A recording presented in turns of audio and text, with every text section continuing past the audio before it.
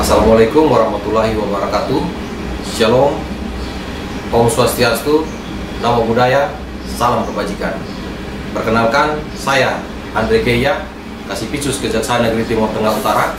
Bersama ini, izinkan kami menyampaikan paparan kinerja bidang tindak pidana khusus Kejaksaan Negeri Timur Tengah Utara tahun anggaran 2021 dalam kurun waktu bulan Januari sampai dengan September 2021. Adapun tindakan penyelidikan sebanyak 2 perkara, yaitu yang pertama, dugaan penyimpangan dalam pelaksanaan program bedah rumah tidak layak huni tahun anggaran 2018, 2019, dan 2020. Sampai saat ini masih dalam tahap penyelidikan. Yang kedua, dugaan tindak pidana korupsi pekerjaan pengamanan tebing Sungai Maslete tahun 2019.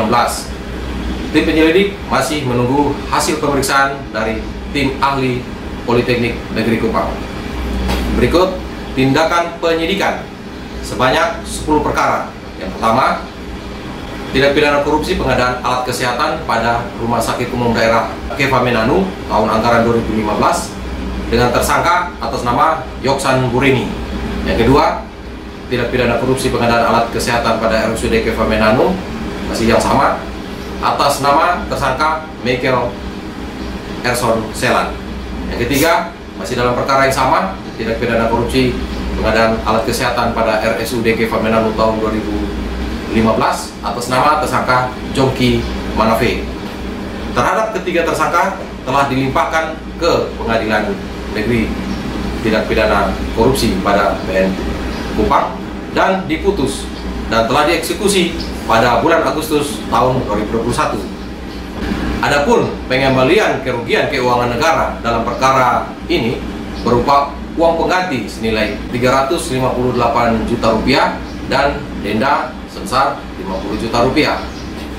Yang keempat, tindak pidana korupsi pengelolaan keuangan desa naik KKB tahun anggaran 2015 sampai dengan tahun 2020 atas nama Hermini Gildus Top.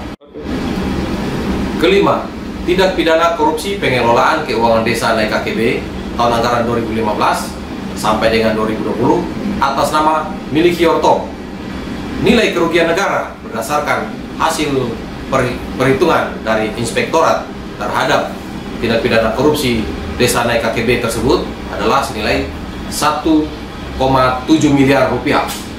Adapun benda atau aset yang telah disita dalam perkara ini berupa uang senilai 300 juta rupiah, 2 unit truk, 1 unit mesin cetak batako, dan 1 unit mesin molen.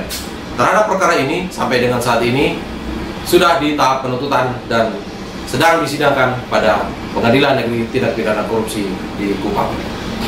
Yang keenam, tindak pidana korupsi pengelolaan keuangan desa Botov tahun anggaran 2018 sampai tahun 2020 atas nama tersangka Primus Nenoolin.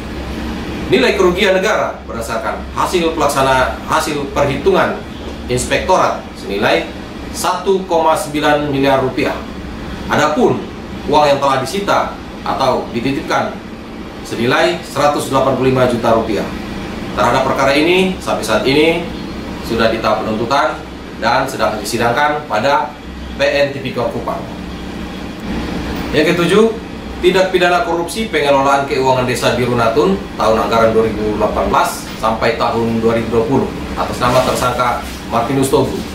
Nilai kerugian negara berdasarkan hasil perhitungan dari Inspektorat adalah senilai 1,3 miliar rupiah.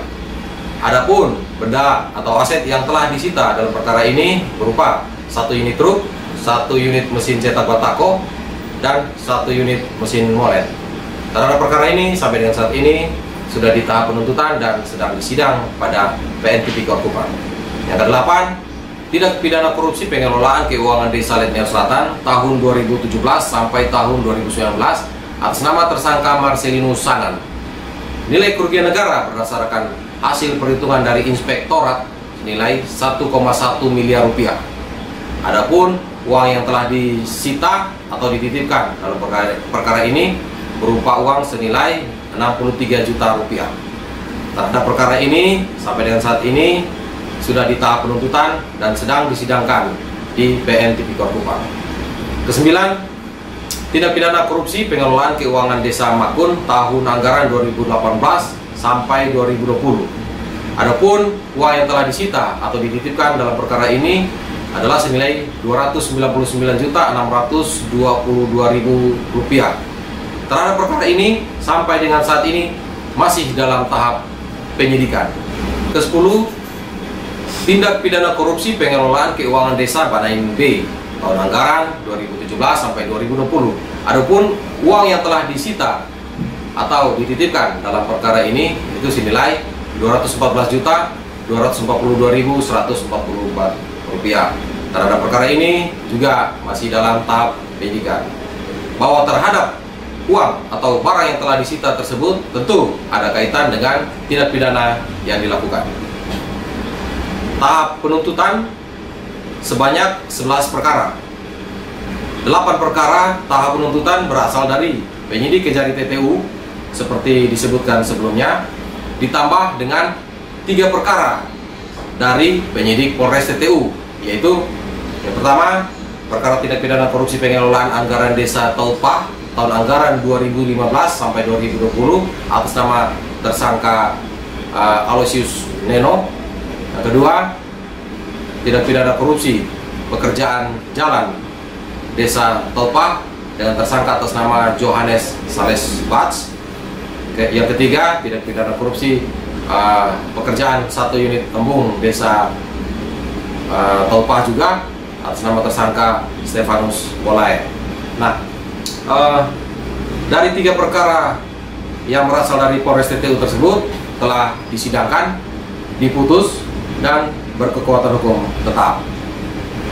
Tahap eksekusi ada sebanyak 8 perkara, yaitu yang pertama tindak pidana korupsi pengadaan alat kesehatan atas nama Yoksan Bureni, Ersol Selan, dan Johannes Malve yang sudah saya sebutkan tadi di atas. Kemudian yang keempat, tindak pidana korupsi pekerjaan jalan perbatasan atas nama Willy Produson Bay. Yang kelima, tindak pidana korupsi pekerjaan jalan perbatasan atas nama Fredericus Lopez. Yang keenam, perkara tindak pidana korupsi pengelolaan anggaran Desa Taupah tahun anggaran 2015 sampai 2019 atas nama Aloysius Neno. Yang ketujuh, tindak pidana korupsi pekerjaan jalan di Desa Taupah atas nama Johannes Sales Bats. Dan yang kedelapan, tindak pidana korupsi pekerjaan 1 unit embung di Dusun Bongko, Desa Taupah atas nama Stefanus Bolae.